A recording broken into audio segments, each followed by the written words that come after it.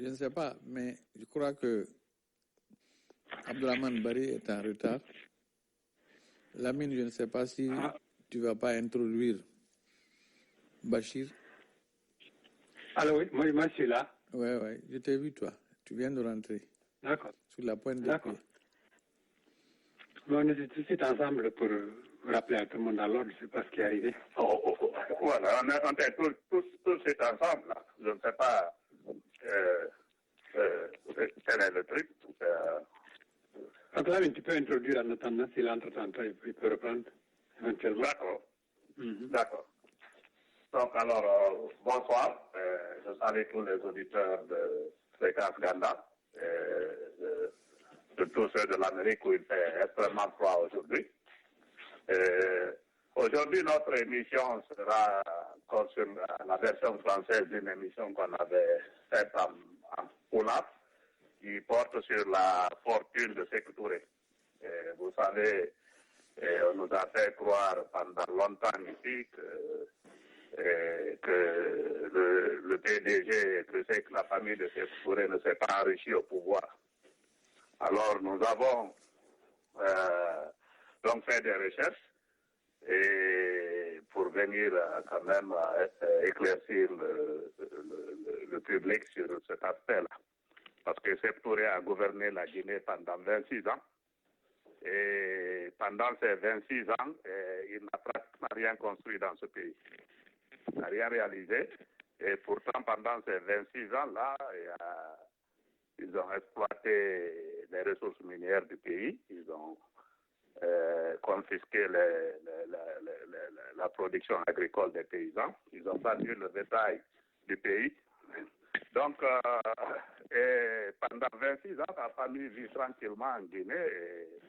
D'ailleurs, récemment, on a eu, avec l'arrestation de son fils au Texas ici pour esclavage et exploitation de personnes, on a appris qu'on verse à Mohamed Touré et à sa femme $200,000 par an. Donc, basé sur tout ça, nous avons fait nos recherches et c'est le résultat de ces recherches-là que nous allons exposer aujourd'hui. Et la personne qui va nous exposer ça, comme d'habitude, c'est M. Bachir Ba. Donc, sans tarder, je vais passer la parole à Bachir pour qu'il nous fasse l'exposé. Très bien. Merci Lamine. Merci à tous nos éditeurs. Monsieur Sankarla, salut à vous et toute votre équipe. Et comme l'a introduit Monsieur Diallo Lamine, l'émission d'aujourd'hui, c'est sur les traces de corruption du clan de Sékou Touré pendant les 26 ans de son règne. On dit traces parce que on n'a pas de données suffisantes et Dieu seul sait que les corruptions sont très difficiles à démasquer, mais il y a des présomptions assez fortes qui indiquent que le régime de Sékou Touré a été un régime prédateur, comme tous les autres, et que d'ailleurs, toutes les prédations qu'on voit en Guinée aujourd'hui prennent leur source dans une tradition qui a été établie par Sékou Touré. D'un autre côté, il y a une nécessité forte dans tous nos débats politiques, dans toutes nos recherches, de montrer qu'il y a une corrélation directe entre les crimes de sang et les crimes économiques.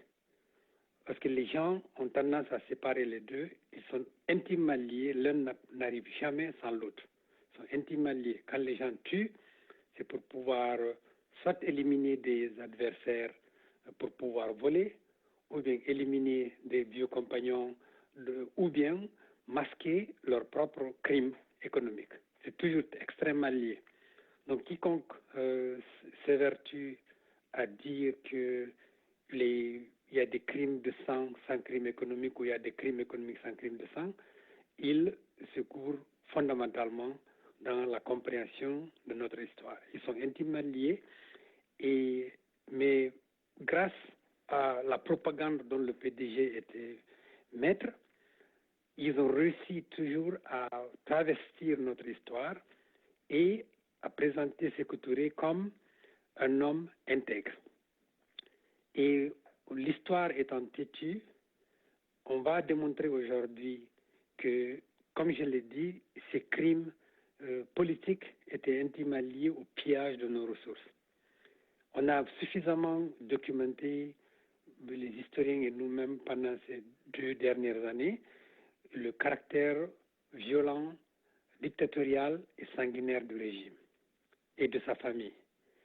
Maintenant, on a suffisamment mis en déroute la propagande, l'échafaudage que les turiféraires du PDG ont monté pour dire que Sékou Touré était le père de l'indépendance avec son discours de septembre 58, que Sékou a maintenu l'unité nationale. Ça, on a battu totalement ça en brèche grâce à une documentation très bien établie sur le fait qu'il n'était pas père de l'indépendance et qu'il a gagné par rapport à ses adversaires politiques dans la compétition avant l'indépendance grâce à ses rapports homosexuels avec Cornu Gentil et que grâce à ces rapports, il a pu faire régner une violence énorme qui a tué 1500 Guinéens et blessé plus de 10 000 d'entre eux, avec plus de 400 incidents entre 1954 et 1958. Ça, on l'a suffisamment démontré, mais il faut le rappeler systématiquement. Et parce que les gens considèrent toujours que c'était un héros qui était plus malin, c'est pas ça. Il a bénéficié d'un soutien grâce à une prostitution homosexuelle du gouverneur des colonies de l'époque. Et quant à la notion de l'unité nationale, on sait que bien avant l'indépendance, sa cible principale, c'était la communauté Peul, et accessoirement tous ceux qui ne soutenaient pas ses ambitions politiques.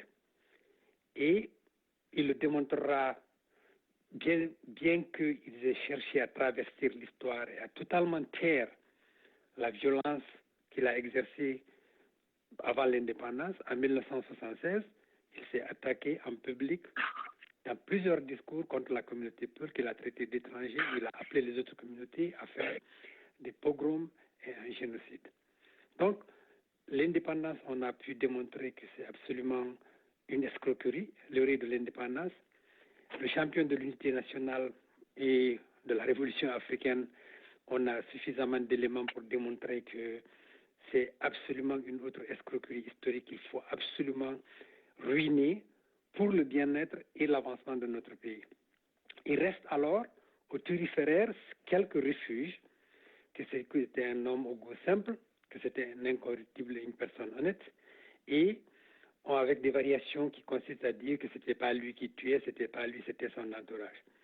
Aujourd'hui, nous allons revenir explicitement en français sur le caractère totalement corrompu du régime de Sékou Touré avec des éléments d'analyse dont on dispose. Et nous allons essayer de ruiner ces mythes et ces mensonges qui ont pollué notre histoire pour qu'on puisse y voir plus clair. Donc, il est extrêmement difficile, comme je l'ai indiqué au début, de démontrer des crimes économiques, mais il y a des principes, parce que les crimes sont les crimes sont masqués, les données sont difficiles à obtenir, ils passent toujours elles sont fragmentaires parce que les gens au gouvernement passent par des hommes de paille qui, eux, après que le régime tombe et qu'on a liquidé leur principal acolyte, et bien entendu, ils gardent l'argent et ils gardent le silence. Mais jusqu'à cela ne tienne, en utilisant une analyse claire et en obtenant les chiffres dont on dispose, on peut démontrer facilement qu'au-delà de la répression féroce et sanguinaire du PDG, la famille de Sékou Touré s'est livrée à un pillage éhonté des ressources de la Guinée. Il appartient donc aux historiens de l'avenir de tout faire pour localiser, documenter cette autre tragédie de la Guinée, qui est intimement liée, comme je l'ai indiqué au début, à la tragédie humaine et à la répression féroce. Si aujourd'hui on prend le temps de mettre ça dans l'esprit des gens, c'est pour que les générations futures ne tombent pas dans le piège et qu'elles comprennent qu'il leur appartient, faute de retrouver ce qui a été volé, au moins de démontrer que le pays a été pillé et que son état actuel de misère aujourd'hui résulte grandement de ce pillage. Donc, et en utilisant des corrélations entre ce qui a été dit et ce qui est observé, on arrivera suffisamment à documenter cette autre tragédie criminelle de la mafia familiale du PDG. Pour les besoins de compréhension et de division, parce que c'est un sujet extrêmement complexe dont on ne peut pas débattre en 1h30, on va diviser la présentation en 4 parties. On va estimer les revenus financiers, dont les revenus miniers de la Guinée à partir de données qui ont été avancées par des personnes qui étaient parmi les responsables de ces projets. On va démontrer que les revenus miniers, bien que considérables, ont été totalement utilisés de façon frauduleuse parce qu'il n'y a aucune trace, il n'y a aucun impact sur l'infrastructure, l'éducation, l'infrastructure économique et sociale en Guinée, que ce soit des écoles, des routes, des hôpitaux, il n'en était rien. On sait tous dans quel état la Guinée était quand Sékou Touré est mort. Et après, on va analyser des données on va relater des données qui ont été fournies par des historiens, dont André Levin, qu'on ne peut pas accuser d'être un ennemi de Sékou Touré.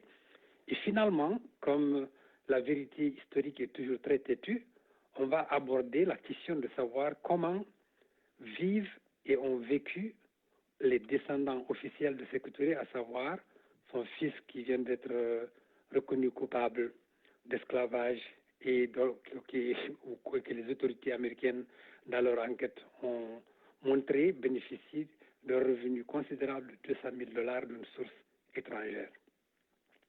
Pour ce qui est de la première partie, on va parler des principaux gisements miniers et de leur exploitation, notamment la CBG. On ne va pas parler de FRIA parce qu'on a très peu de données là-dessus, mais en parlant uniquement de l'un des plus grands gisements, la CBG, elle fut créée en 1963 et elle commença à produire de la bauxite en 1973. Et en juin 2016, un ancien directeur de la CBG du nom de Namori Kondé dit que la CBG versa à l'État guinéen 150 millions de dollars par an entre 1973 et 1984. D'autres l'ont contredit en disant que ce n'était pas 150 millions qui étaient versés, mais 240 millions de dollars. Quand on actualise ces sommes aujourd'hui, ça fait 1,4 milliard de dollars de nos jours. Ainsi, à la mort du dictateur guinéen en 1984, l'État guinéen avait perçu plus de 2,5 milliards de dollars de royalties de la CBG. On parle uniquement de la CBG, on ne parle pas de l'OBK, on ne parle pas de FRIA. Ce qui, en dollars actualisés aujourd'hui, constitue 14,5 milliards de dollars. Et à cela, il faut rajouter l'exploitation de l'or, du diamant, et à cela, il faut rajouter, comme l'a indiqué M. Diallo dans son introduction, l'exportation des produits agricoles jusqu'en 1965, avant que presque elle tombe totalement, les dons reçus des pays étrangers, les emprunts forcés et la dilapidation des hommes d'affaires, comme à titre personnel ou avec l'État, et les dons que certains hommes d'affaires, dont on peut citer un exemple à travers Baïdié, qui a offert la moitié de sa fortune à l'État guinéen après l'indépendance, dans l'enthousiasme de la liberté nationale retrouvée. Donc, en prenant le seul chiffre qu'on peut aujourd'hui analyser, les 14 milliards de dollars reçus par l'État guinéen, comment ces revenus ont été publiés, ont été utilisés. On sait qu'en Guinée, durant le temps de Sékou Touré, il n'y avait que 2 secrets d'État aujourd'hui qui restent encore extrêmement mystérieux et qu'on s'évertue ici à dévoiler pour la compréhension des gens et pour la compréhension de notre histoire. Ces 2 secrets, c'est les détentions et le sort des prisonniers politiques, sur lesquels il y avait un blackout total, un silence absolu, et les revenus miniers. Si le secret sur la répression était maintenu pour avoir une pression énorme et un moyen d'intimidation des populations, les revenus miniers étaient totalement gardés par la famille de Sékou Touré. On sait que c'est Ismaël qui a été presque un ministre inamovible des mines et de l'économie durant tout le règne de son frère. Et on sait aussi qu'il en a voulu énormément à Karim Bangoura quand ce dernier a été nommé ministre des Mines et qu'il a décidé de liquider, entre autres, pour cette raison. Et donc, les revenus miniers sont une affaire de famille. C'est détenu uniquement, le secret était détenu uniquement par la famille de Sékou Touré. Et aujourd'hui, quand on sait que Marcel Cross, le père de la femme de Mohamed Touré, était directeur de la CBG et qu'il a été gouverneur de la banque, on comprend que c'était une affaire de famille. Personne ne sait exactement où cet argent est versé, qu'est-ce qu'il en est devenu. C'est un blackout total. Et ça, c'est une présomption extrêmement grave pour montrer que l'argent a été totalement détourné des mains du peuple guinéen qui en est le propriétaire. Et en plus, tout le monde sait qu'on ait vécu à l'étranger ou pas, qu'à la mort de Sékou Touré, la Guinée était un État en total abandon. Un journaliste de Jeune Afrique, Senen Adriamiado, qui est mort malheureusement, qui est allé à Conakry, il a dit voir Conakry et partir. C'était une poubelle. Moi, j'avais fait 10 ans d'exil quand Sékou Touré est mort. Quand je suis arrivé à Conakry, comme tout le monde, c'était un choc dont on ne peut jamais se remettre pour le reste de sa vie. C'était une ville poubelle, une ville en totale ruine. Et Sékou Touré, qui, dans sa mégalomanie, voulait organiser la session de l'OUA pour être président en exercice de l'OUA, n'a même pas pu prendre sur les fonds de la Guinée disposés, qui sont cachés, on ne sait où, pour construire des infrastructures. Le Palais des Nations lui fut offert par la Corée du Nord. Je rectifie, fut offert à la Guinée. Les villas de l'OUA furent offertes par Hassan II. Le réaménagement de l'aéroport fut offert par Kadhafi. Et quiconque... Donc voilà des gens qui, dans leur mépris profond de leur pays, non seulement volent, mais sont infoutus d'utiliser une partie revenue du peuple guinéen, dont le peuple guinéen est le propriétaire, pour au moins établir des infrastructures, même quand ces infrastructures sont des infrastructures de prestige. Voilà la nature du régime. Et donc, ils ont maintenu un secret absolu sur les revenus miniers. L'accès aux comptes des banques de dépôt était réduit uniquement à la famille de Sékou Touré. Des dons en nature, en plus de ces revenus miniers, on sait que des dons en nature étaient détournés par des ministres de l'entourage de Sékou Touré et revendus au marché noir. Allant des médicaments, tout le monde sait l'histoire des factories qu'on voyait au marché de Medina, où il était explicitement écrit que ce n'est pas destiné à la vente. Qui pouvait les acheminer à Medina, à part les gens proches du régime? Et toutes ces personnes qui détournaient n'étaient jamais poursuivies. Contrairement à ce que des gens qui n'ont pas connu le régime, il y avait des détournements massifs, fracassants, et jamais on a emprisonné quelqu'un pour avoir détourné les biens de l'État. Il était connu qu'être chef comptable ou agent comptable des magasins d'État, c'était une aubaine. Parce que les gens qui avaient la haute main sur les biens que l'État amassait pour priver les populations vivaient comme des nababs. Et même quand une personne, des fois, quand une personne se rendait coupable de crime, Sékou Touré en profitait pour en faire un mouchard, parce qu'il avait un dossier pour le tenir.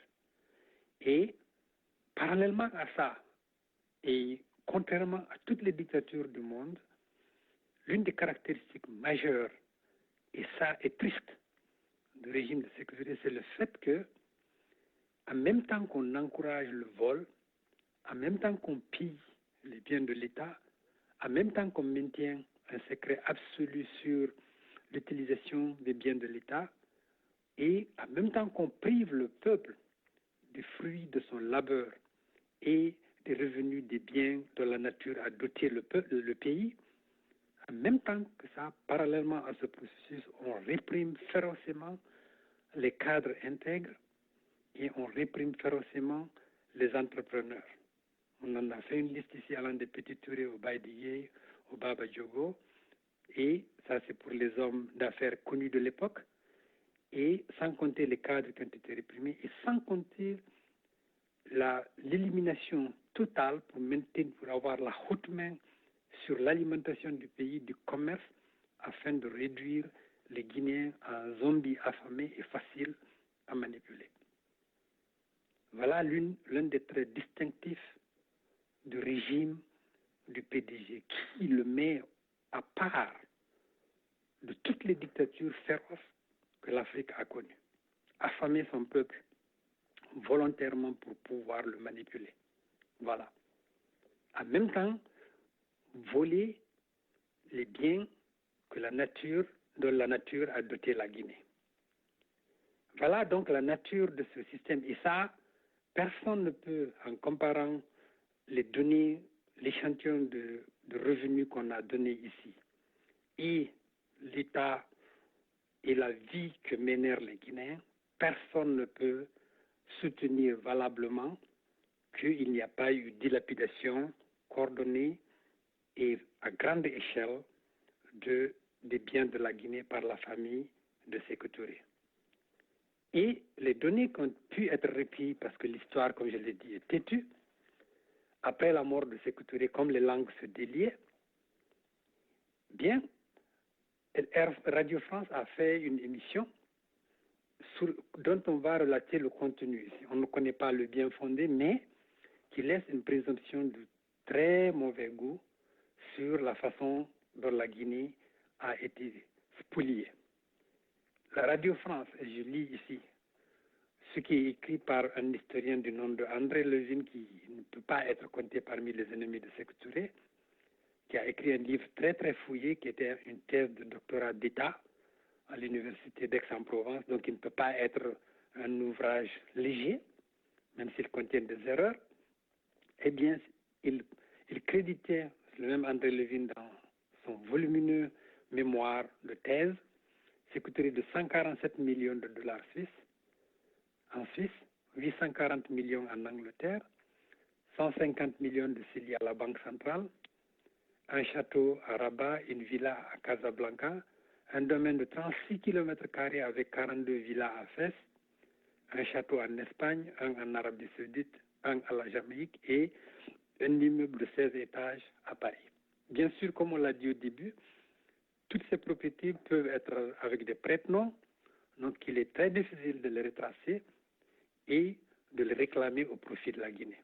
Mais voilà les données qui ont été recueillies et documentées par André Levin, qui a été ambassadeur de la France en Guinée pendant des années et qui était très proche de Sékou Touré.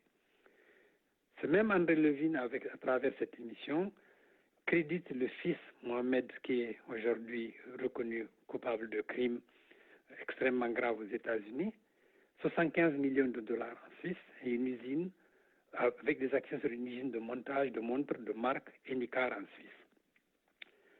À son frère, au frère de Sékou Touré, Ismaël Touré, le Tristronon, 12 kilos de diamants et un chéquier en or. À Lansana Beavougui, qui était Premier ministre, 42 millions de dollars et 47 millions de cédilles en Guinée. Siaka Touré, 47 kilos d'or et 50 millions de dollars. Et dans ce même document, il est mentionné le nom d'une femme du nom de Monique Goubet, une jeune femme possédant plusieurs passeports belges, guinéens, palestiniens, que l'on voyait beaucoup à Conakry dans les années 80, qui était très proche de certains dignitaires du régime, parmi lesquels Siaka. Cette Monique Goubet aurait dit, après la mort de Sékou Touré, elle aurait approché Lansana Conté pour l'aider à récupérer une partie des fonds, en échange évidemment d'un pourcentage. Là aussi, la piste se perd, on ne sait pas qu'en est-il devenu de cette proposition, si elle est fondée, et on met tout juste les données en public pour que des historiens, des chercheurs, des journalistes puissent s'atteler à cette tâche qui est extrêmement importante parce que c'est de l'argent qui a été volé à notre peuple pour le soumettre à une dictature dont on connaît l'ampleur. Donc, voilà des présentations. Le pillage auquel s'est livrée la famille de Sékou Touré en Guinée. Maintenant, revenons aux deux enfants officiels de Sékou Touré. Et comment ont-ils vécu après la mort de leur père? Et bien sûr, ils proclament à haute voix que leur père était un homme intègre. On sait que Mohamed, avant son arrestation à Conakry, avait intenté un procès pour récupérer la villa de la Bellevue, qui était une villa publique. Bon, on ne sait pas ce qu'il va en faire, s'il échappe à la prison ou si de la prison il va continuer ce procès contre l'État guinéen. Mais à la mort de leur père, les enfants de Sékou Touré ont marqué un temps d'arrêt quand ils ont été libérés dans des conditions dont on ne sait pas exactement avec précision les circonstances. Donc, il fuit la Guinée, il s'exile en Côte d'Ivoire, Mohamed avec sa maman, et en Guinée équatoriale, aux États-Unis, et puis enfin au Maroc. Et Mohamed est accusé par des rumeurs d'avoir voulu monter une rébellion. De la même façon qu'on a accusé Alpha Condé, qu'en est-il? On n'en sait rien. On met le débat en public pour que les gens puissent se l'approprier, faire parler les gens qui connaissent, parce qu'il y a des gens qui sont à Conakry qui connaissent des détails, qui peuvent établir la vérité autour de ces rumeurs. Et Aminata, elle s'établit à Malabo, en Guinée équatoriale, où s'est consacrée aux affaires. Quelles affaires? On n'en sait rien. Certains disent que c'est du real estate, que c'est de l'immobilier. Maintenant, depuis que Alpha est revenu au pouvoir, et bien entendu, ils ont récupéré du poil de la bête. Ils avaient commencé petit à petit, mais maintenant, ils sont enhardis, ils sont encouragés de connivence ouverte avec Alpha Condé, qui a promis de réhabiliter leur papa. Depuis ce temps, ils multiplient les manifestations. Ils osent même venir se présenter aux élections présidentielles, alors que Mohamed, par exemple, qui se dit réfugié aux États-Unis, se présente à des élections présidentielles dans son pays qu'il est censé avoir fui. Aminata, avec l'aide d'Alpha Condé, arrive à briguer la mairie de Conakry et l'opposition la soutient dans des calculs politiques scabreux dont personnellement je ne comprends pas la logique. Donc voilà d'où est-ce qu'ils tirent tous ces fonds. Sont-ils seulement de connivence? De quels moyens financiers dont ils disposent? Tout indique qu'ils ont des moyens financiers pour se livrer. Bon, on a l'exemple du FBI que le FBI nous a donné et qui est irréfutable et qu'il convient de creuser à fond pour pouvoir établir l'origine des fonds dont Mohamed jouissait. Donc, et maintenant, ils lancent des idées, ils lancent pour brouiller les cartes, ils disent qu'ils ont été soutenus par Houphouët-Boigny, Hassan II, mais quand on analyse, cette thèse ne tient pas. Les soutiens politiques sont très précaires et intéressés. Quand ton père est mort, une fois qu'un président disparaît, il y a très peu de chances que des personnes agissent bénévolement pour le soutenir. Il faut qu'il y ait des motivations politiques. Et la seule motivation politique qu'on voit aujourd'hui, c'est celle d'Alpha Condé, pour qui le régime de Sékou Touré, c'est un moyen de division des Guinéens et un moyen d'atteinte à la dignité de tous les Guinéens qui ont subi le régime de Sékou Touré, dont lui-même qui se dit victime du régime, mais qui aujourd'hui fricote en pleine vue avec tout le reliquat, fils ou rescapé du régime de Sékou Touré. Donc, les biens sont considérables, l'origine doit être tracée. L'opulente maison de Mohamed Touré, qui n'est pas connue pour avoir une occupation économique, à Dallas, et puis le fait qu'il perçoive $200 000 venant de l'étranger, sont des indices de fortune planqués en lieu sûr. Ces fortunes sont la propriété inaliénable du peuple guinéen, qui doivent être recherchées le maximum possible et retournées au trésor national. Il en va de l'avenir de notre nation, parce qu'on ne peut pas se contenter, on ne peut pas continuer à passer l'éponge sur les crimes économiques et en insistant, en les dissociant des crimes politiques, on va rester dans l'ornière de la faillite. Donc c'est une obligation qui nous incombe pour donner toutes les données sur la place publique, sur le pillage et honte dont la Guinée a été victime par la famille et la mafia de Sékou Touré, et celle d'après, bien entendu. On ne fait pas de comparaison, c'est une continuité. Il n'y a pas de comparaison possible. Ils ont inauguré un système politique de violence et de vol que les autres sont venus continuer et qui ne s'est jamais arrêté. Il est futile de se mettre à faire des comparaisons. Celui-ci a volé plus que celui-là, celui-ci a tué celui-là. Il est absolument immoral, surtout quand on a la responsabilité d'une nation, de voler. Il est absolument inacceptable et immoral de tuer les citoyens pour des problèmes politiques. C'est inadmissible que les Guinéens se mettent à faire des comptabilité scabreuse et des comparaisons de chiffres, alors que personne ne pense à vouloir engager des recherches sérieuses pour que au moins on sache comment notre nation a été dépossédée au point qu'aujourd'hui elle est parmi les plus misérables du monde. C'est ce que nous avons voulu faire ici en pointillé et nous appelons l'attention de tout le monde à nous prêter main forte. Toutes les données recueillies doivent être cataloguées.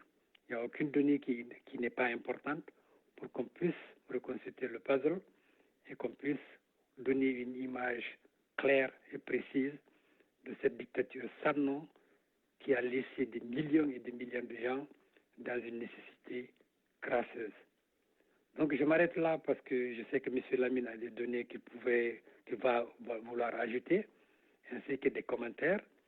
Et je demande à tout le monde de s'y pencher avec attention et que c'est un devoir qui nous incombe. Je vous remercie.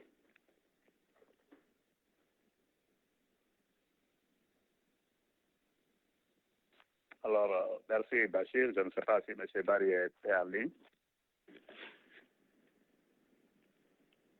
Barry n'est toujours pas venu. Je ne sais pas ce qui est arrivé. Ouais. D'accord. Merci beaucoup pour l'exposé. Il n'y a pas grand-chose à ajouter ici. Mais comme d'habitude, après l'exposé de M. Barr, nous allons passer à donner la parole au panel de la Commission centrale de portal mental. Je ne sais pas si M. Barry qui m'appelle là, je ne sais pas si Tierno Ibrahim est en ligne. Il va faire son commentaire après, je parlerai après lui. Oui, Tierno Ibrahim est en ligne. Bon, allez, vas-y, Tierno Ibrahim. Merci. Je pas M. Barry là, rapidement. Oui, je vous remercie. Je salue le panel de la radio Uganda et je vous salue tous et je remercie Bachir pour les recherches minutieuses et l'exposé très brillant. Et nous venons de découvrir beaucoup de choses aujourd'hui que nous ignorions totalement et que les Guinéens ignorent totalement leur passé. Ce qui s'est passé au temps de ce régime du PDG, c'est une époque d'obscurité pour le peuple de Guinée. Les Guinéens, même les plus proches, même ceux qui ont beaucoup approché le régime, ne connaissent réellement pas ce qui s'est passé. Lorsque le dictateur est mort en 1984, il y a eu des émissions qui ont parlé beaucoup de détournements et des biens que cette famille possède à l'extérieur. Ils ont dilapidé notre économie, ils sont allés garder tous les biens à l'extérieur, dans des banques étrangères. Et croyez-moi que tout cet argent-là sera complètement détourné après les enfants de la famille. Mais ce qui est très dommage, je plains beaucoup le sort de certains de mes amis qui croient encore que M. Sékou Touré est un héros et que M. Sékou Touré a lutté pour le peuple de Guinée, qu'il a lutté pour le bien du pays et pour le bien des populations de ce pays. C'est faux, tout est faux. Je leur prie d'oublier tout ça là et de faire face à la réalité. La réalité, c'était que cet homme n'a jamais travaillé pour le peuple de Guinée, n'a jamais travaillé pour le pays. Il n'a travaillé que pour lui-même et pour garder le pouvoir, pour pouvoir dilapider l'économie et pour pouvoir se débarrasser de ses ennemis, c'est-à-dire des pseudo-ennemis, des gens qu'il croit être ennemis à lui. Cependant que ce sont des gens qui l'ont servi avec honneur, mais que pour lui, il faut se débarrasser d'eux.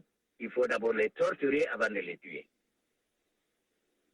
C'est-à-dire que je voudrais inviter les Guinéens à savoir que notre organisation Portal Fibantal Fouta Diallo, nous n'inventons rien. Nous cherchons, nous faisons des recherches partout pour vous donner des informations très fiables. Il n'y a rien que nous-mêmes nous avons inventé, nous avons partout, nous sommes allés à la source chercher. C'est ce que nous avons pu réunir, c'est ce que nous sommes en train de vous fournir. Alors, mais j'ai des amis, principalement, j'ai des amis qui sont de toutes les ethnies, qui encore aujourd'hui, de nos jours, croient que Sékou est un homme innocent. C'est un homme qui a été victime de beaucoup de complots, cependant que c'est lui qui a organisé des complots fictifs, qui a organisé des complots contre les populations guinéennes, contre les cadres guinéens, contre des gens dont il était réellement complexé. Alors, mais comme on le dit, Dieu ne dort pas. Maintenant, voilà que son fils, Dieu l'a exposé, il a organisé de l'esclavage dans un pays où on a complètement banni ça, dont les lois n'acceptent pas ça. Maintenant, nous allons nous réveiller et revoir un peu le passé. Donc, 200 000 $ que M. Mohamed Touré envoie aux États-Unis à partir de l'étranger. On ne sait pas encore la source. Mais soyez sûrs et certains, ça c'est de l'argent que lui-même il a gardé ailleurs. Où est l'argent de son propre père, où est l'argent de ses oncles, et tout ce qui s'ensuit, nous ne le saurons peut-être jamais. Et ce qui est sûr, c'est que s'il y a eu un régime qui a dilapidé l'économie de ce pays, c'est bien le régime de Sékou Touré. Mais ce sont des gens qui, la famille continue encore à nous amuser, à nous dire, à faire croire que cet homme ne s'intéressait pas à l'argent. Il ne s'intéressait qu'à son pouvoir. C'était faux. Il s'intéressait d'abord à l'argent. Tous ceux qui pouvaient comprendre ça, il devait les éliminer. Malheureusement, il les torturait avant de les tuer. Malheureusement. Sinon, si au moins il les tuait seulement, ça aussi, c'était autre chose. Mais il fallait les soumettre à la torture physique et à d'autres tortures inacceptables, humainement inacceptables. Alors, il n'y a presque pas beaucoup de choses à dire pour le moment, mais il faut que le peuple soit vigilant pour qu'on puisse découvrir le passé de la Guinée. Les différents régimes qui se sont succédés, ce qu'ils ont fait, ce qu'ils ont... La Guinée est un pays... Il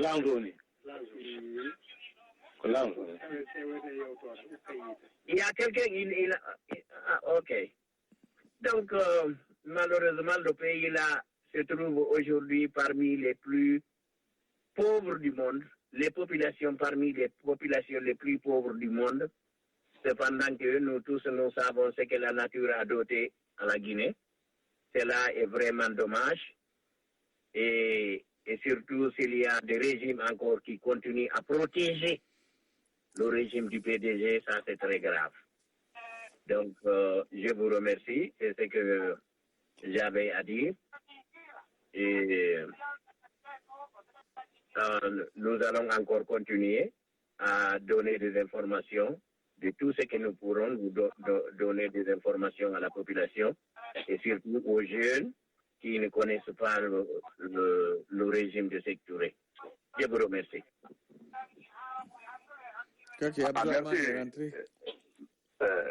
Merci, cher Ibrahim. Il y a quelqu'un qui parle derrière là. Je ne sais pas si M. Diallo peut le mettre en mythe là. Non, c'est Abdourahmane maintenant. Nous entendons. Hein? Abdourahmane est arrivé. Nous entendons une voix. Ah, d'accord. Voilà. Est-ce que M. Barry est là? Oui, je m'excuse. Je m'excuse, il y a eu une erreur technique à mon niveau ici. Mais je remercie beaucoup les intervenants pour l'exposé. Je crois que c'est une bonne occasion quand même pour les jeunes, les Guinéens quand même qui veulent connaître le passé de notre histoire et se débarrasser des mensonges, des négationnistes et des supporters de Sékou Touré et de sa dictature. Il dit toujours que, bon, lui, il ne s'est jamais intéressé au gain, il ne s'est jamais intéressé à l'argent, alors que nous savons que toutes les ressources de notre pays étaient gérées par son clan, c'est-à-dire par sa famille et la famille de son épouse. Nous savons tous que les Ismaël Touré ont toujours géré ces ressources-là.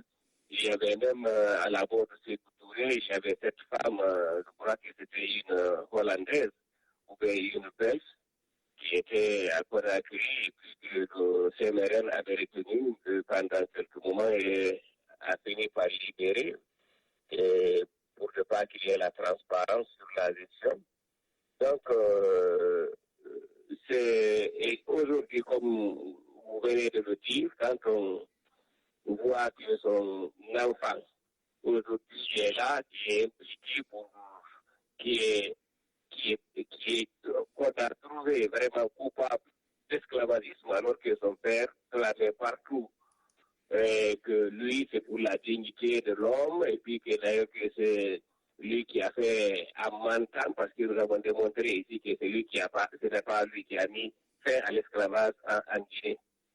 Mais les négationnistes et ses supporters les continuent toujours à clamer partout que bon, il a défendu la dignité des Africains, et puis alors que nous savons que c'est malgré tout alors il y a eu près de 50% de la population, je crois, en tout cas la moitié de la population guinéenne avec fui, alors ce qu'il appelait la dignité. Et maintenant, l'arrestation de son enfant ici a prouvé, pour ceux qui veulent comprendre, qui ont des yeux pour voir, comprendre effectivement que là où se trouvent nos ressources exploitées en son temps. Donc, on va passer la parole, je crois, comme vous le dites, M. Diallo, je crois, au suivant, c'est-à-dire le panel de Radio Gandal. Je m'arrête là pour le moment et on va continuer à enrichir le débat. Je vous remercie. Merci, M. Barry. Avant de passer la parole au panel de Fréquence Gandal, j'aimerais quand même rajouter quelque chose au débat. Donc, parlant de la fortune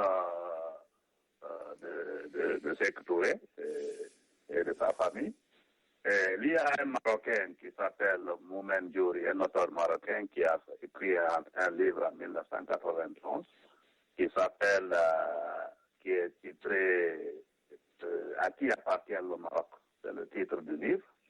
Et dans ce livre, en fait, il parle des fortunes des chefs d'État des pays du tiers-monde qui sont gardés au Maroc. Vous savez, avant, les chefs d'État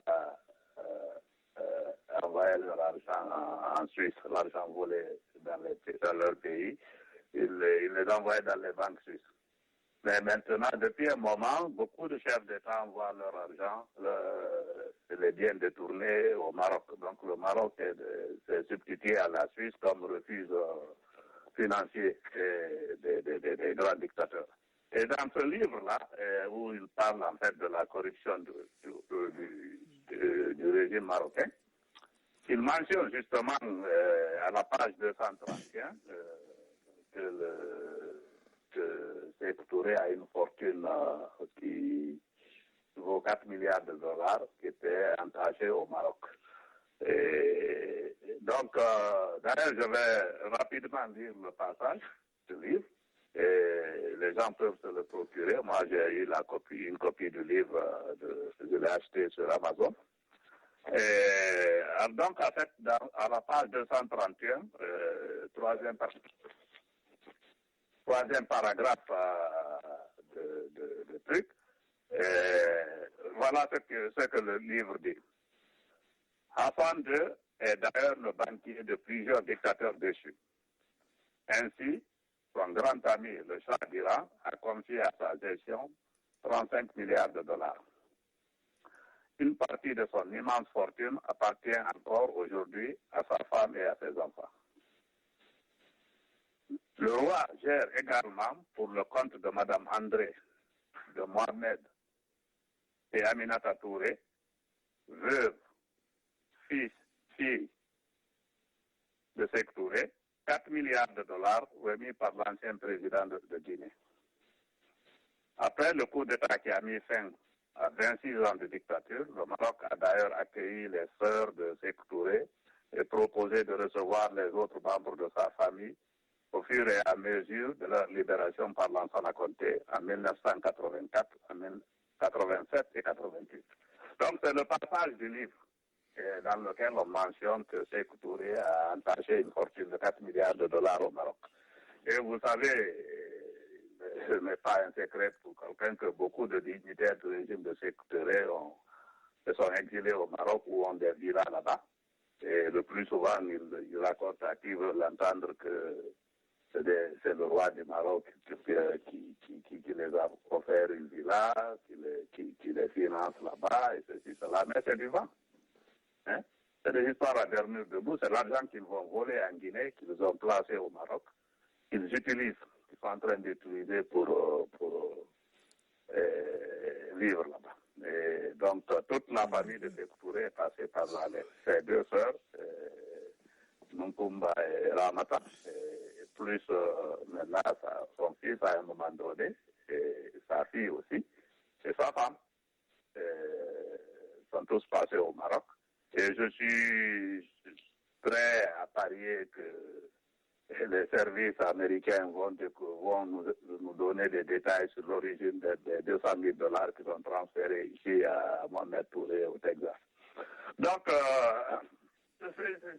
le gouvernement le régime de Sékou Touré était un régime de bandits. Il faut le voir tel qu'il est. Et Bachir l'a bien exposé, dit dans son exposé que ces gens-là ont tué, assassiné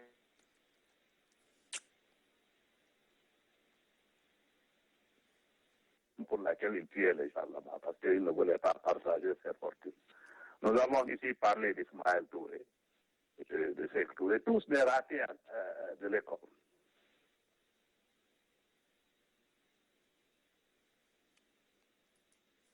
Ah, Lamine, ça se coupe là, je ne sais pas. Allô? Allô, oui. Vous m'entendez? Non, on t'entend maintenant. Ça fait des coupures. Hein? Ça fait des coupures. Ah, attends une seconde. Vous m'entendez maintenant? Oui, mieux. Oui. D'accord. Je m'excuse, je ne sais pas ce que c'est. Bon, de toute façon, je voulais tout simplement dire que, comme Bachir l'a mentionné, les crimes de sang sont liés à ces crimes économiques-là. C'est-à-dire,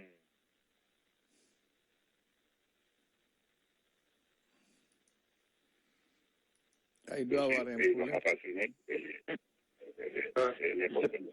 Lamine, you're breaking up. Ah, ok. So, je vais alors, je ne sais pas ce que c'est pas, je vais laisser alors donner la parole au panel de séquence scandale. Après, je reviendrai. Ok.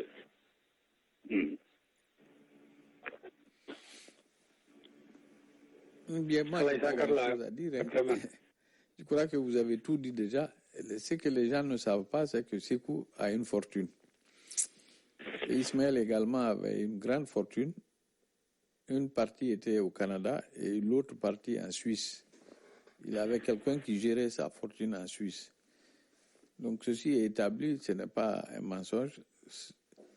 Si la Guinée veut récupérer cet argent, je pense que c'est possible. Surtout au Maroc, il a une fortune incommensurable au Maroc. On cache les choses, mais la réalité est là-bas. Je crois que l'on doit voir comment récupérer cela pour le pays. C'est tout ce que j'ai à dire. Aujourd'hui, l'âge vraiment ne peut pas être à l'antenne. Et je crois qu'il a trop froid. Ouais, je comprends. Abdelrahman n'a pas dit la réalité. Il avait froid et il ne pouvait pas parler au départ. Ouais. Je pense que l'essentiel a été dit. Et si quelqu'un veut ajouter quelque chose, il n'a qu'à faire le 770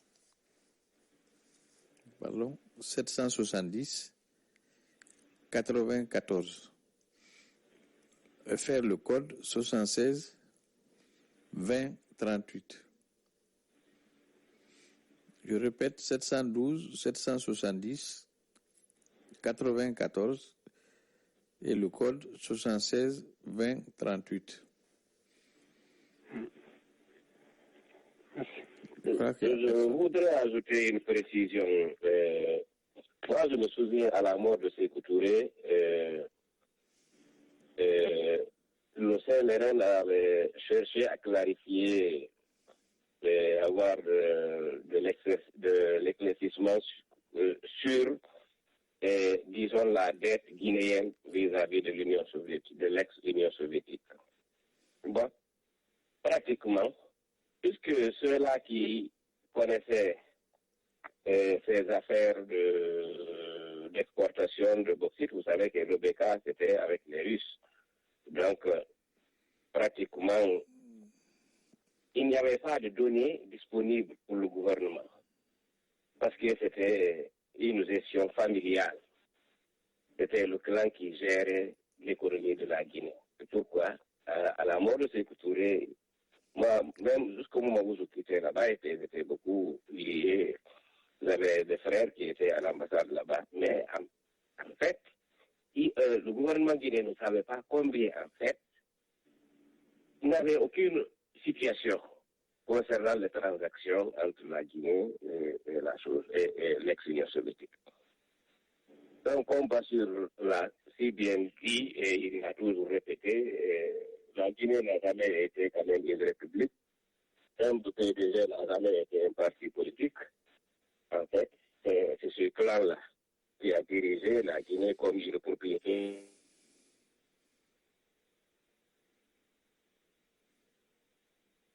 Les gens qui n'ont pas les données se mettent à dire que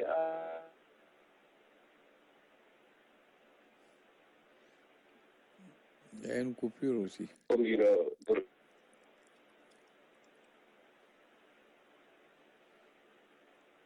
Allô? Même toi, à un moment donné, tu avais une interruption, Bachir. Je crois que ça dépend de la plateforme alors. Non, c'est pas la plateforme, c'est au niveau de la plateforme. oui, on vous entend. Ah ouais. D'accord. Je voulais quand même rajouter une autre à ma présentation. Là, je ne sais pas si on avait bien entendu quand j'ai parlé du livre de Mohamed Diori. Si ça, on a bien entendu. D'accord. Donc, je rajouterai aussi, parlant de la femme de Mohamed Touré ici, allez bien que c'est la fille de Marcel Cross. Sous le régime de Sékou, cette fille avait été envoyée à Washington ici. Elle était jeune à l'époque, elle était envoyée à Washington et inscrite à George Washington University pour faire la médecine. Et vous savez tous comment les facultés de médecine sont chères en Amérique ici. Et donc, en fait, pour faire la médecine ici, même à l'époque, là, je crois qu'il fallait payer au moins $200,000 pour finir son cycle. Les facultés de médecine sont extrêmement chères. Elles peuvent coûter jusqu'à $100,000 par an. Et George Washington University est l'une des plus chères de la zone de Washington. Donc, cette fille était là, installée ici, avec son appartement. Et elle faisait ses études. Donc, ça veut dire combien ces gens-là se remplissaient les poches en Guinée. Alors qu'à l'époque, les enfants, les jeunes Guinéens à l'école étudiaient dans les langues nationales, ce qu'on appelle en Guinée traditionnellement Kokolala. Et ils envoyaient leurs enfants ici à l'extérieur. Siaka Touré avait ses enfants ici confiés à l'ambassadeur Mamadou à Washington. Ils allaient à l'école ici. Et beaucoup d'entre eux avaient leurs enfants confiés soit au personnel de l'ambassade ici. Je crois qu'il y avait un autre qui avait ses enfants à New York. Donc, je peux vous dire que ces gens-là, bien qu'ils prétendaient être pauvres là-bas ou ne pas être corrompus, ils avaient une fortune. Non. D'ailleurs, après l'arrestation de Marcel Cross suite au coup d'État de 1984, sa pauvre fille s'est retrouvée ici sans revenu. Donc, c'est un Guinéen ici dont je tairai le nom qu'il a reçu. Et il vivait en concubinage, elle vivait en concubinage avec ce monsieur-là, à l'époque. Marcel Cross, à la sortie de prison, est venu à Washington récupérer sa fille et lui a donné un mariage à Mohamed Touré. Comme ça que le mariage a eu lieu ici. D'ailleurs, ils ont fait une cérémonie très simple ici à Washington. Donc, ça veut dire tout simplement que les Guinéens doivent cesser d'être naïfs. Touré a gouverné ce pays pendant 26 ans. Ils en partagent. Ils ont sorti les recettes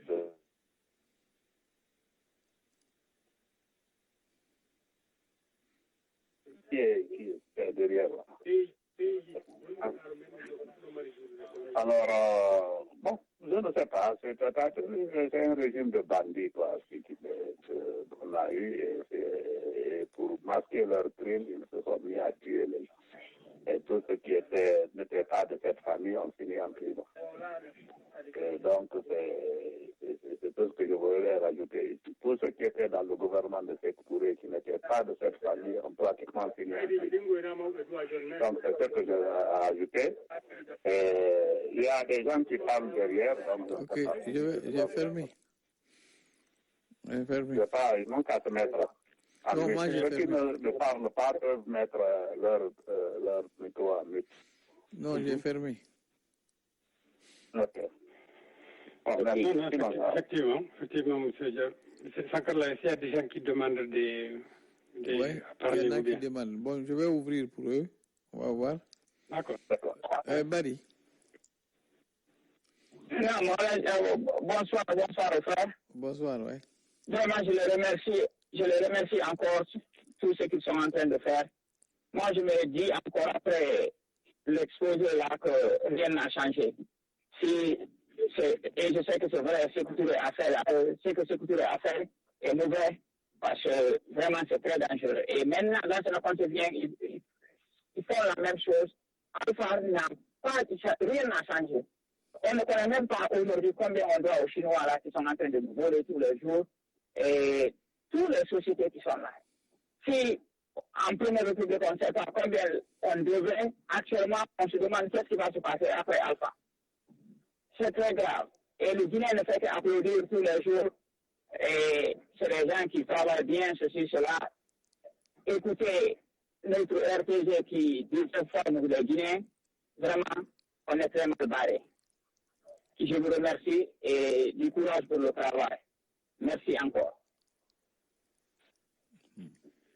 Merci. Ok, on ne peut pas dire mieux. C'est ça. Il n'y a pas de comparaison. C'est la continuité dans la décadence quoi, en Guinée. C'est ça qui est dommage. Effectivement, encore, c'était une gouvernance de mensonges basée sur le mensonge. Il n'y a jamais de statistiques fiables. Nous savons tous que tout ce qui arrivait, même en cas de maladie, là-bas, d'épidémie en Guinée, c'est que Touré a toujours voulu cacher ça. Même la communauté internationale, si elle voulait aider les Guinéens à les sauver des épidémies, il mentait toujours aux gens en disant qu'il n'y a rien. C'est pour dire que tout va en Guinée, et oubliant que si ça allait, les gens n'allaient pas fuir. Bon, alors c'est comme ça, il n'y a jamais eu de statistique en Guinée, il n'y a jamais eu de gestion transparente sous Sékou Touré. Comment voulez-vous que des régimes qui sont venus, tel que le régime de Lansana Conté, qui n'était qu'un produit du régime de Sékou Touré, du PDG, même si c'est une autre face, mais en fait, comment voulez-vous qu'il y ait un changement dans ça. Et Alpha Condé, lui, il a promis. C'est la seule promesse de courage qu'il a tenue. Dire qu'il va prendre la Guinée là où Sékou Touré l'a laissé. Effectivement, quand on voit aujourd'hui la gestion de la Guinée par ce régime de Alpha Condé, on se rend compte que c'est la seule promesse quand même qu'il a tenue. En tout cas pour le moment. Ouais. Je crois que là, Sankar la connaît bien, la CBG, non? Il pourrait nous donner des exemples de dysfonctionnements qu'il y a dans cette compagnie. Non, en fait, la CBG, le dysfonctionnement général, c'est que les infrastructures ont été empruntées par la Guinée. Pour payer le transport des... Non, les pour infrastructures, payer le transport la des Banque autres, mondiale a donné, le transport, les bâtiments, l'usine et tout ça là, tout ce qui était là-bas là, appartenait en principe à la Guinée. Ils ont créé l'OFAB, l'Office d'exploitation. Donc, qu'est-ce qui revenait à la Guinée? Rien. C'est la Guinée, le peu d'argent qui rentrait servait à payer encore la dette. Donc, c'était en fait... Et ceux qui étaient là, ceux qui ont joué dans ça, les Marcel Cross et autres, c'est là où ils se sont enrichis avec les Ismaël. Parce que Ismaël, par exemple, n'a jamais monté dans une autre voiture qu'une voiture américaine que lui fournissait tous les 2 ans la CBG. Et tout ce qui était lié à ça. Donc, CBG, c'était une sorte de face de dindon. Il y avait 2 choses. Bon, tu prends l'OBK également, c'était la même chose. Ça servait à payer la dette russe. L'office de bauxite de Kenya a été créé pour ça, pour payer la dette russe. Donc, c'est-à-dire que tout ce qu'ils ont fait, ils ont cru qu'ils faisaient du bien, alors qu'ils faisaient du mal au pays. Oui, ils prétendent faire du bien. Voilà, c'est-à-dire que le pays n'en a pas bénéficié. Et maintenant, tout est amorti, tout est fini, et il y a d'autres sociétés qui se sont constituées autour de ça. Qu'est-ce que ça rapporte à la Guinée? Ce que ça rapporte à la Guinée, c'est eux qui mettaient ça dans leur poche, puisque on les versait dans leur compte ailleurs. Tout ce qu'on raconte là, c'est des histoires. C'est ça la réalité. Et là où on massacre les esprits des Guinéens, c'est toujours cette idée de pays exceptionnel. Les Guinéens, on l'a convaincu par des mensonges et des propagandes d'ici à petite dose sur plus de 60 ans que la Guinée c'est une exception, que nous, malgré tout, on est libre, on est fier, on est indépendant, on a l'esprit, on n'est pas assujetti à l'étranger. Alors que c'est le pays le plus assujetti, le pays le plus abouché au capitalisme international et au capitalisme russe. Voilà l'escroquerie la plus grande, parce que toute l'Afrique, on sait qu'elle est dominée, mais au moins les autres ne s'en cachent pas. Mais nous, on a instillé dans la tête du Guinéen qu'on est une exception, que Sékou Touré a défendu les intérêts de la Guinée, qu'on a donné l'exemple de l'indépendance. Un mensonge qui s'étend sur 3 générations et qui est instillé comme une vérité. Il faut que les Guinéens abandonnent ça, parce que si on n'abandonne pas ces mensonges, si on continue à se nourrir de ces mensonges, on va se laisser couillonner par des bandits. Les bandits là ont mis ça en avant tout juste pour pouvoir mieux exploiter le pays en se donnant une auréole d'indépendantistes, de militants, de farouches défenseurs des intérêts du peuple, alors que c'est des voleurs. Ce ne sont rien d'autre que des petits voleurs. Il faut les ramener à leur niveau, et ils ont agi comme des voleurs en tuant tout ce qui était sur leur passage, en volant et en laissant le pays comme un champ qui a été traversé par une bande de singes sauvages. Voilà l'idéologie du PDG dans laquelle les Guinéens sont tenus avec l'esprit écartelé. Et donc, on leur fait ravaler des slogans bidons sur l'indépendance et l'émancipation, alors qu'on est le pays le plus crasseux en Afrique. Donc, il faut bien qu'on se réveille, qu'on comprenne que ça a été un mensonge, ça a été un conditionnement. Et si on ne l'abandonne pas, on va rester victime de ces bandits-là et de leur progéniture. Merci. C'est ça, comme le disait un ancien combattant à la baie, quand est-ce que l'indépendance là va finir? On avait tellement rabâché Je ne sais pas s'il y a des auditeurs, mais j'aimerais appuyer sur ce que Bachir a dit. Pour perpétuer leur régime, le régime du PDG, garder les Guinéens dans l'ignorance totale, ils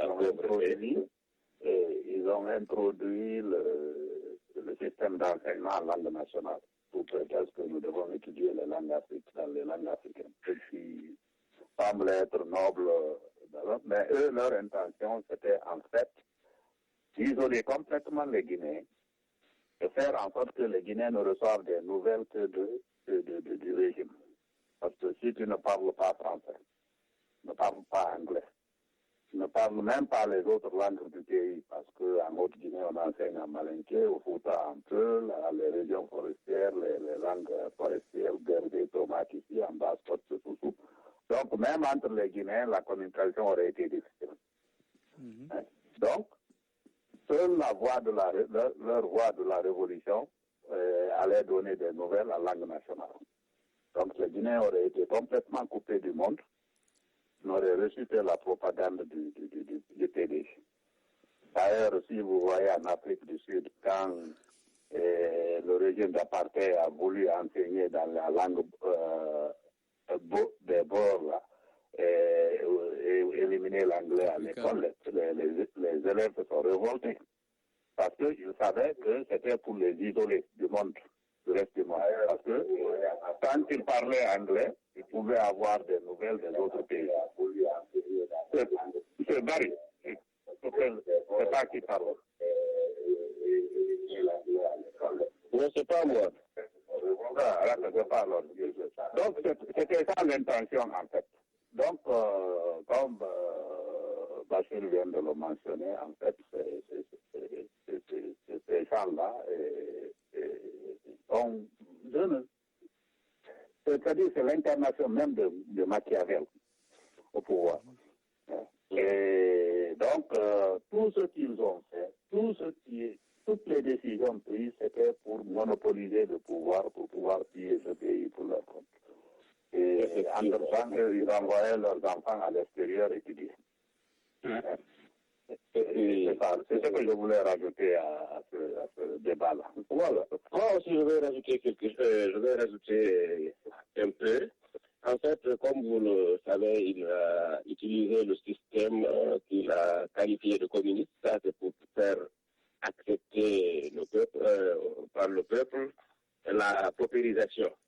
Donc, en fait, c'était comme une fatalité. Nous qui étions en Guinée en ce moment, dans les années 70, jusqu'à la mort du dictateur, la pauvreté, c'était une fatalité pour les Guinéens. C'est ce que vous comprenez. Donc, il y avait pas plus que cette fatalité d'accepter, comme il avait dit, que bon, il choisit la liberté dans la pauvreté, mais en fait, il a choisi la pauvreté pour le peuple, et lui, il est resté dans l'opulence, lui et sa famille. Parce que, à la mort de Sékou Touré, il y avait des montres où on montrait son physique. Et les gens disaient bien que c'était une usine de montres. Je ne sais pas, c'était des rumeurs. Vous savez, en Guinée, il n'y avait pas de nouvelles. C'était toujours les rumeurs qui circulaient. Bon, et de toute façon, après sa mort, on n'a plus revu ces montres-là. Est-ce que vous comprenez? Donc, et puis, il y a même un autre fait quand même qu'il faut mentionner. Il a toujours insulté par-ci, par-là, l'impérialisme et ceci et cela. Mais en fait, les intérêts américains, il n'a jamais touché aux intérêts américains. Et d'ailleurs, il est venu mourir ici. Et ça rapporte la thèse selon laquelle, ça c'est quelqu'un qui a travaillé pour les services secrets ici. Est-ce que vous comprenez? Donc, voilà Sékou Touré et son système, la Guinée dans le malheur, dans la pauvreté, le clan composé de sa famille et celle de sa famille, de son épouse, dans l'opulence. Et effectivement, le pays est en train de payer aujourd'hui, et sur tous les plans, quand nous voyons avec le niveau de la formation des Guinéens, on voit que le pays est en train de payer sur tous les plans, jusqu'à maintenant. Donc, il faut quand même que les gens se reprennent, quand même se ressaisissent pour essayer d'éradiquer le système qui est sécurisé dans les Guinées.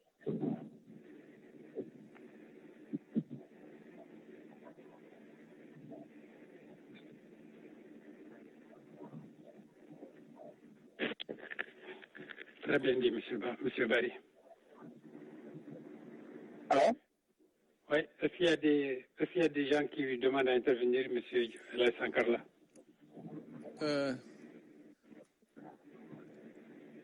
Je vais voir, oui. Il y a quelqu'un qui demandait. Qui demande. Ouais. Ok. Le 51-17. Allô? 51-17, c'est Baldé, je crois. Monsieur Baldé, vous voulez dire quelque chose? Alors?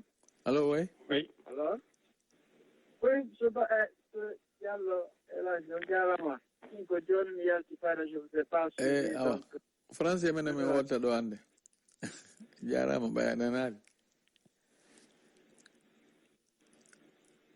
allô?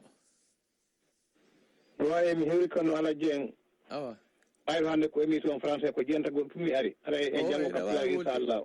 Iɗo waawi yewtude men traduise si tawi iɗo mari ko landa ɗo vous pouvez si tawi ɗo mari lande maasi ɗo faala ɓeytude iɗo waawi wowlude pulaar on men nantine e français on men nantinan on kadi e pulaar on. Ok awa ko landagol tun no woodi yimɓe fewno ɗo ɗen mi sikki ɗum heɓe waytaninmi wa yimɓe hiɗe marno ɓaawo ɗoɗe no woodi yimɓe fewnoɗo ɗen hiɓe wondi e nguuɗo laamu nde tawata hara sukaaɓe fulɓe no wareede sukaaɓe fawɓe yimɓe temedere no wara ni no suura nokku gootu e nder belɗen bamɓe hara ɓen anndi fii ɓen ɗon hara fayda ɓen sukaaɓe ko siɓɓe maɓɓe hara ko siɓɓe ɓen yimɓe meeɗen jannguɓe jogiiɓe diplôme ji muɗum wondi e laamu ngun fewno ɗo bon ko ɗum kam mi faala lanndade mawɓe meɗen ɓaawɗo ɗen fewndo Sékou Touré wonno ɗo warde yimɓe meɗen wako aade nandi 5000 école goɗɗum officier waraaɓe ok ko honno mawɓe meɗen ɓen waawno wondirde on ɗon fijida e makko jallida e makko hara kala ka holliɓe yahen hara ko ɓe pere hara no woodi weltiiɓe ɗum ɗon ɗen ko on kiido ɗum mi faala lanndade haray ɗum humba toon yaafo ɗon salamu aleykum.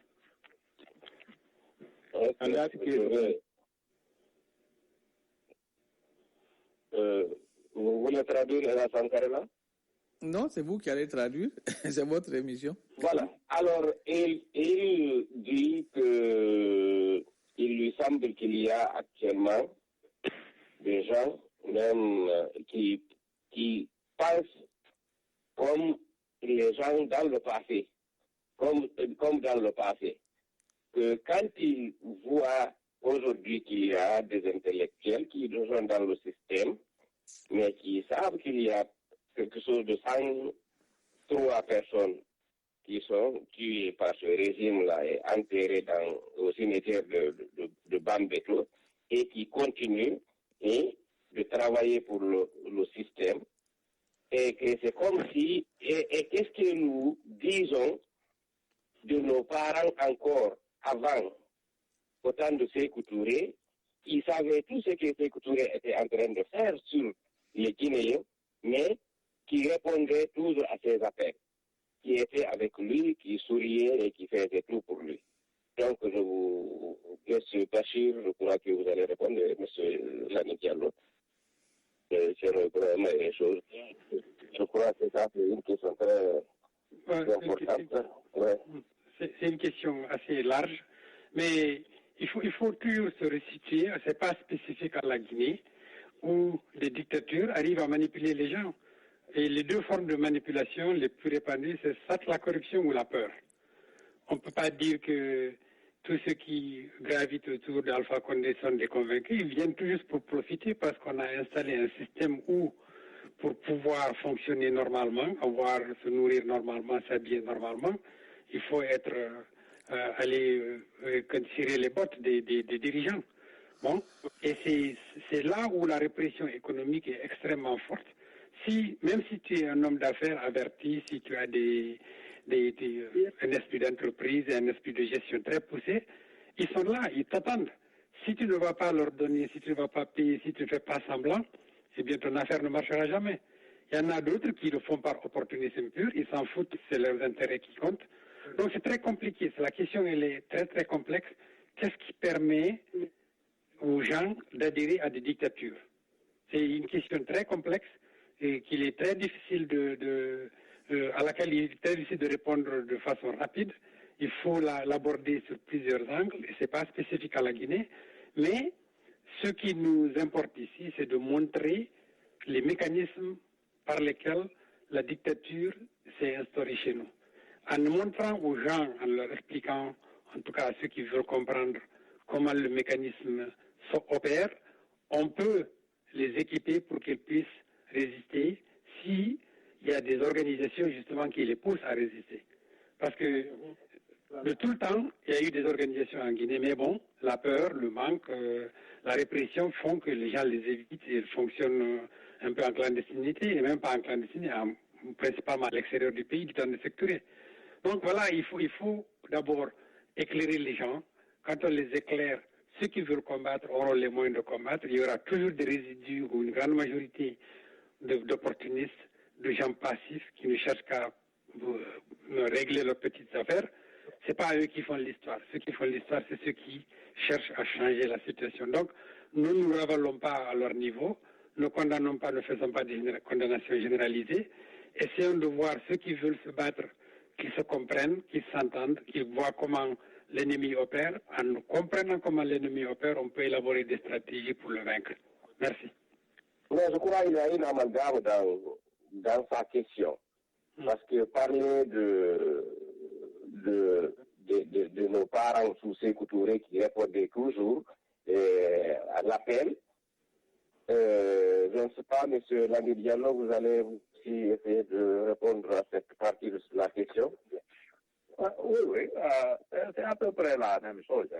Bassirou a donné la réponse. C'est la peur et la dépendance économique qui font ça. Bon, c'était peut-être pire sous le régime de Sékou Touré, sous une autre forme, parce que tu pouvais perdre ta vie en ne coopérant pas avec le système. On a vu d'ailleurs, il arrête un frère, il nomme un autre, et celui-là accepte le poste.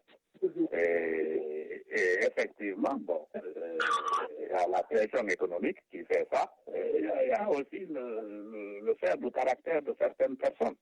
Bon, il y a le fait que ces régimes-là, dans ces pays, un pays comme la Guinée, pour rester au niveau de la Guinée, il n'y a pas pratiquement de secteur privé où un intellectuel peut aller fonctionner, ou une personne qui peut aller chercher du travail. C'est pas comme ici en Amérique où si tu peux dire merde au gouvernement et retourner dans le secteur privé et te faire beaucoup plus d'argent là-bas.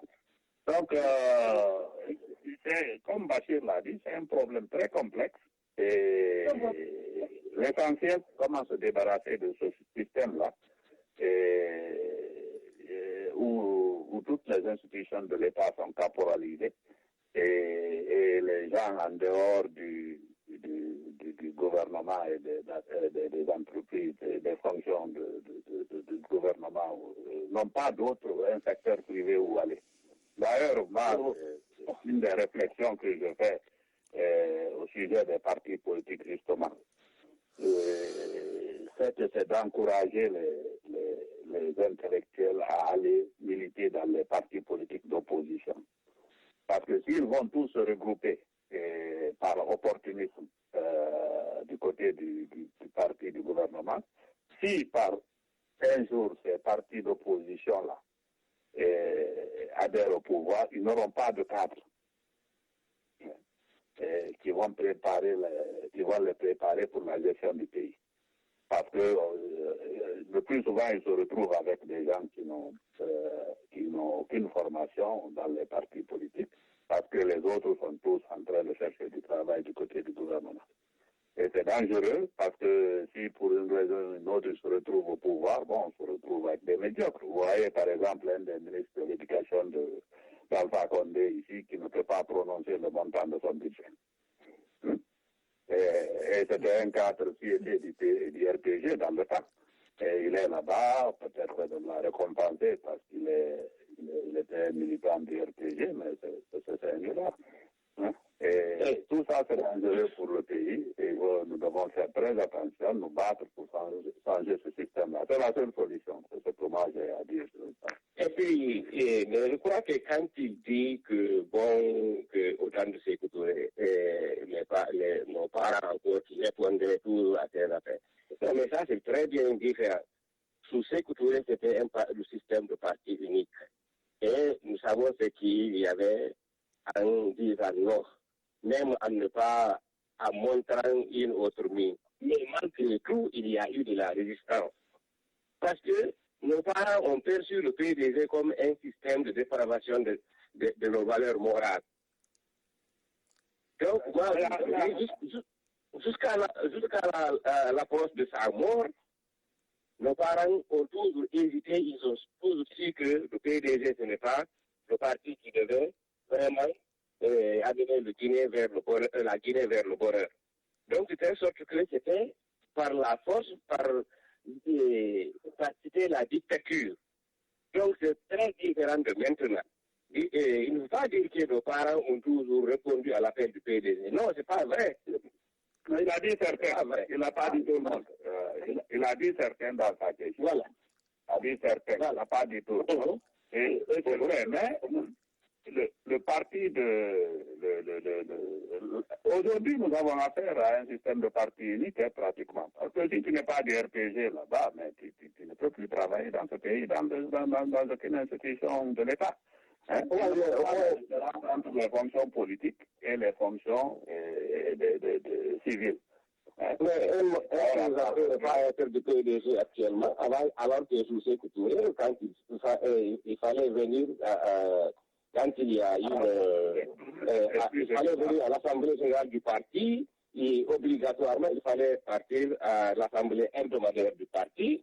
Il fallait, quand il y a une réflexion, par exemple, on fermait les écoles, les mosquées partout, il fallait venir, il y a un chef d'État qui est venu, il y a une délégation, tout le monde devait venir. Actuellement, malgré tout, il n'y a pas ça, même si le système est à peu près le même. Donc, je pense qu'il ne faut pas voir parler d'engagement de nos parents vis-à-vis du PDG avant. Et ils ont tiré les pieds, ça c'est vrai. Moi, je n'ai pas de problème. Hein. C'est la même chose. Moi, je dis que le cas guinéen est difficile à décrire. Je crois qu'on va essayer de conclure maintenant.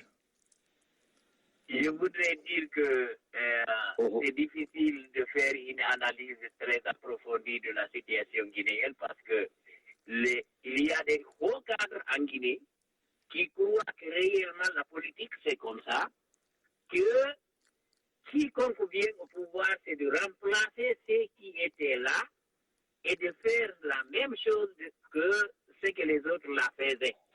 C'était le remplacement du régime, du gouvernement.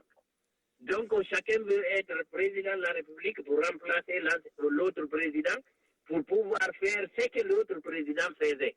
C'est ce que certains hauts cadres croient jusqu'à présent. Mais en réalité, ceux qui croient que aussi nos parents ont adhéré au PDG ou au régime de Sékou Touré ou ont répondu à l'appel de Sékou Touré, que c'est une erreur. Nos parents ont toujours répugné cette situation, mais ils ne pouvaient rien. Ils se disaient incapables de faire aucun changement, de changer la situation. Alors, et c'est ce qui continue jusqu'à présent. Les gens courent vers le gouvernement pour chercher de l'emploi, pour pouvoir se procurer de quelque chose pour pouvoir vivre.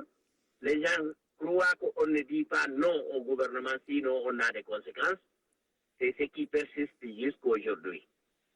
Donc, les gens qui sont là-bas, beaucoup n'ont pas adhéré au PDG ou au RPG par conviction, mais ils adhèrent pour juste profiter. C'est le cas de beaucoup de cadres qui sont là-bas actuellement. Donc, dès que le régime va changer, vous les verrez virer encore vers d'autres cieux. C'est ce que je voudrais vous dire, quoi. Donc, je vous remercie. Okay. Je crois que l'heure est arrivée. On va conclure maintenant. Bachir. Donc, M. Diallo Lamine, vous allez la chose, conclure notre émission d'aujourd'hui en rappelant que jamais nous aurons l'émission en peul et le thème. En polar. D'accord. L'émission en polar. D'accord. Donc, je remercie encore Radio Fréquence Scandale, l'équipe de M. Sankarela ici pour sa disponibilité. Je remercie Bachir pour l'exposé brillant qu'il a fait sur la fortune, les origines de la fortune de Sékou Touré. Et je remercie aussi le panel de la commission centrale de Portal-Occidental pour également. Bon, ce genre de débat aujourd'hui nous permet au moins de démystifier le régime de Sékou Touré. Parce que c'est un régime qui s'est construit sur le mensonge et qui continue à berner les Guinéens. D'ailleurs, nous assistons aujourd'hui au retour des rejetons de ce système-là par le truchement d'Alpha Condé qui a promis justement à la famille de Sékou Touré et aux parents de ce système-là de les ramener au pouvoir. Et nous les retrouvons dans toutes les structures de l'État aujourd'hui. Donc, nous devons encore être plus vigilants parce que le pillage des richesses de la Guinée continue. Et il bat son train. Et aujourd'hui encore, je suis sûr qu'il est équivalent ou pire que ce qui s'est passé sous le rythme de Sékou Touré. Donc, c'est un combat que nous devons continuer à mener jusqu'à ce qu'on débarrasse la Guinée de ce genre de système et qu'on désécoutorise la Guinée. Parce qu'elle n'est pas encore désécoutorisée. Et c'est pour cela que nous n'arrivons pas à nous sortir de ces problèmes-là. Donc, demain encore, nous aurons notre émission en polar sur justement ce qui s'est passé encore sous le PDG et sur les exécutions qui se sont passées le 25 janvier 1971. Et vous savez qu'à cette époque, on a exécuté plus de 71 cadres supérieurs de la Guinée et nous ferons un exposé là-dessus pour encore expliquer les raisons qui étaient derrière ça et les conséquences de ça que nous vivons tous aujourd'hui. Donc, merci, je salue tous les auditeurs et j'espère que vous serez à l'écoute demain. Et nous allons continuer ces émissions. Sékou Touré a coûté aux Guinéens plus de 50 000 morts. Donc nous avons beaucoup de gens dont nous allons parler ici au fur et à mesure, au cours des années à venir. Tant que le bon Dieu nous en donnera l'énergie. Merci beaucoup.